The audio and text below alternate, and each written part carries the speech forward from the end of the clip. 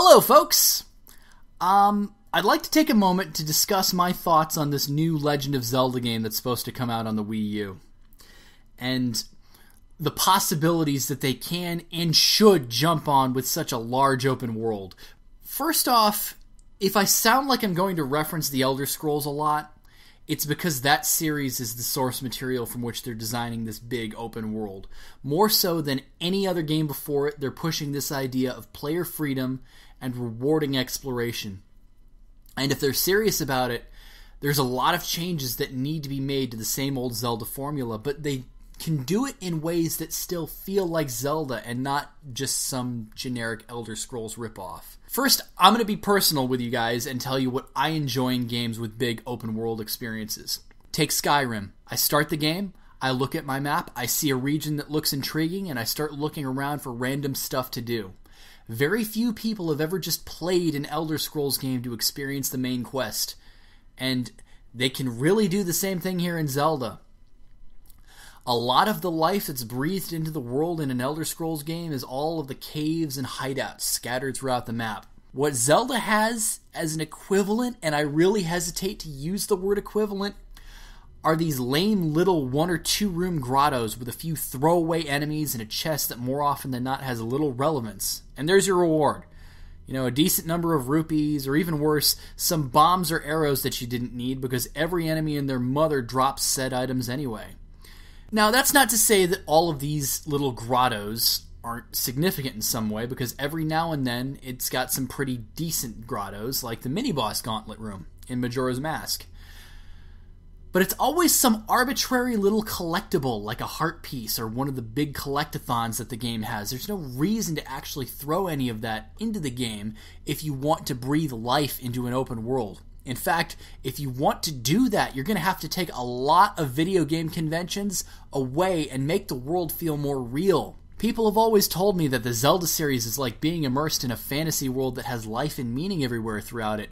But lately, all I've seen with their attempts at an overworld are big, empty, lifeless landscapes. They're pretty to look at, sure, but when you take the substance to them, what really is there that's interesting? Let's compare this to Skyrim. Instead of meaningless little grottos with a few enemies and a minuscule little reward, oftentimes you'll approach the cave or a building and some one-off NPC attached to the mini-dungeon shows up. They have no purpose whatsoever to the main plot, but they are attached to this dungeon. They'll have a problem stemming from inside that place that they need your help to fix. Whether it's an enemy they want killed, a treasure they want collected, some person they want to save or avenge.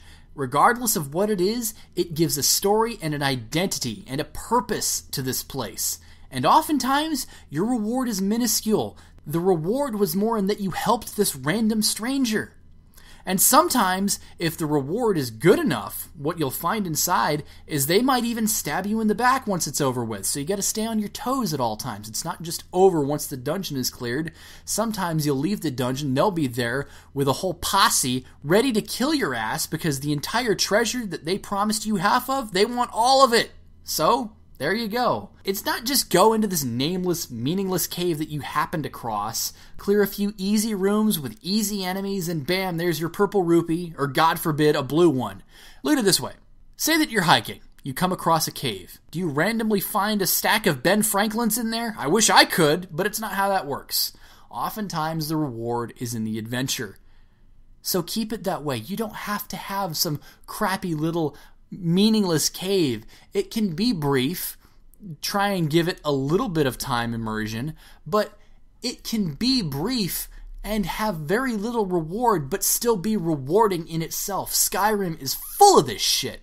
And sometimes these random little dungeons dotted across the landscape have a much bigger purpose. And Skyrim did this brilliantly with the dragon priests. Here's an enemy tougher than God that you end up having these long drawn-out fights with, all in this place that you stumbled across by chance, and that's when the reward at the end of the dungeon is special. But if you want to find those special places, you have to be aggressive about searching these caves and structures. They aren't all just thrown in your face for the sake of a main plot, and everything else dotting the landscape is busy work that you maybe at most get a heart piece out of. That's something else that needs to be done away with. Zelda games are entirely too easy. They overflow you with so many resources, rupees, bombs, ammo, that you're never going to feel like you need to be a bit of a miser when it comes to saving up on your stuff. Every enemy gives you hearts, magic power, bombs, and arrows, and if they don't, there's pots lying around that give you all that crap. Take another Bethesda game, Fallout New Vegas. There's a special gang of raiders in that game called the Powder Gangers. They specialize in explosives, and oftentimes the loot associated with them is explosives of your own. Do you see where I'm going with this? Enemies in Skyrim, they don't drop arrows unless they're actually firing at you with a bow to begin with. The same special enemies can be used in Zelda for that same ammunition. Say you get a random tip in town about a huge stockpile of bombs located in a grotto guarded by bandits or monsters who specialize in those explosives to terrorize the townsfolk. All of a sudden, make those bombs the only way to kill the Dodongos that are up on the mountains. And now you have a purpose to actually go out of your way to this random grotto to find this stock of bombs and kill everybody in there. Make bombs and arrows precious by not having them drop from everything that's roaming the land, but the enemies that are actually using them against you to begin with. That makes it all the more satisfying when you take that stockpile from yourself and giving the random area some importance by not having its treasure rendered useless. If every enemy in the game drops arrows randomly anyway, how many times did you find a grotto in Ocarina of Time that had a huge stock of bombs or arrows that you didn't need because everything else in the game already dropped it for you? Also, please, while we're on the subject, stop making bombs and the bow dungeon treasures. No, as far as I'm concerned, get rid of the stupid arrow to the eye bosses. They're completely overplayed, and they're not just in Zelda. It's a trope everywhere in Nintendo bosses, and it's ridiculous. How about this? All of the dungeons, put new items in there. New, exciting items with which you can play around with. We all know how to use a bow in Zelda. We all know how to use bombs in Zelda.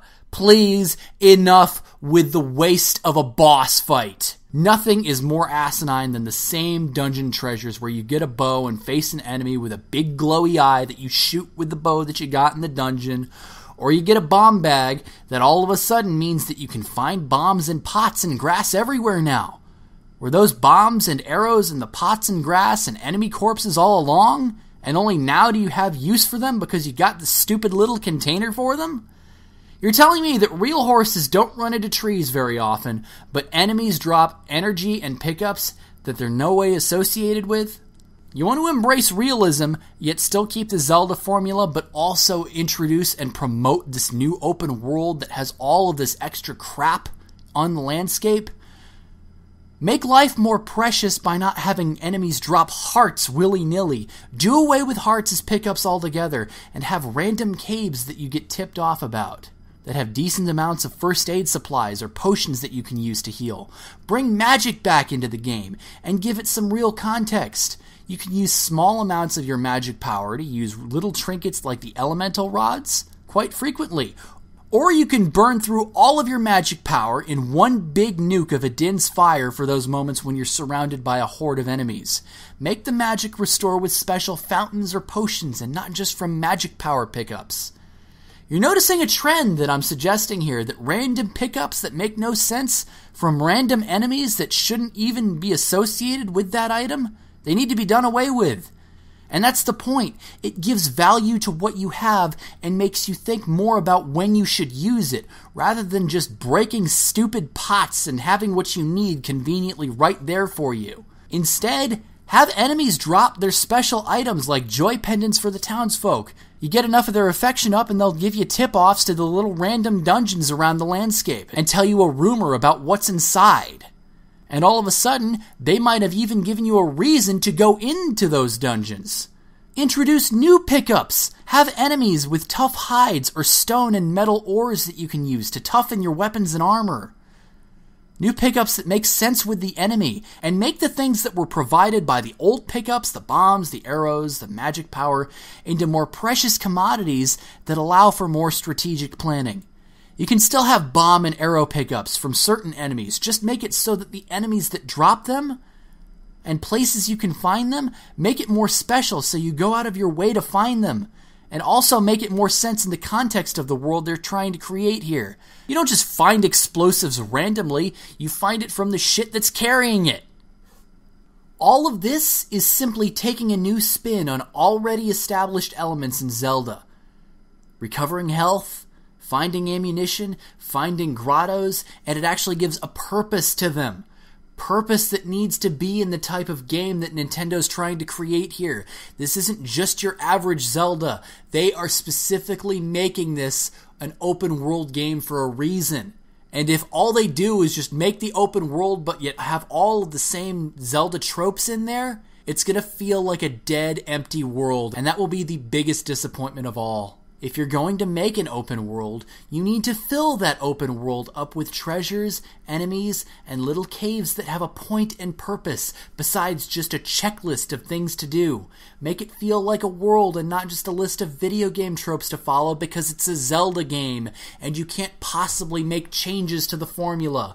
As long as the spirit of the game is there, as long as it plays like a Zelda and feels like a Zelda, you can make strides towards making it seem like a living, breathing world in Zelda whose mysteries are endless. This game is very ambitious, and it can either be very underwhelming or very legendary, and I hope it's the latter. Hope you guys enjoyed. Let me know in the comments what you think with regards to what you'd like to see in a new Zelda game.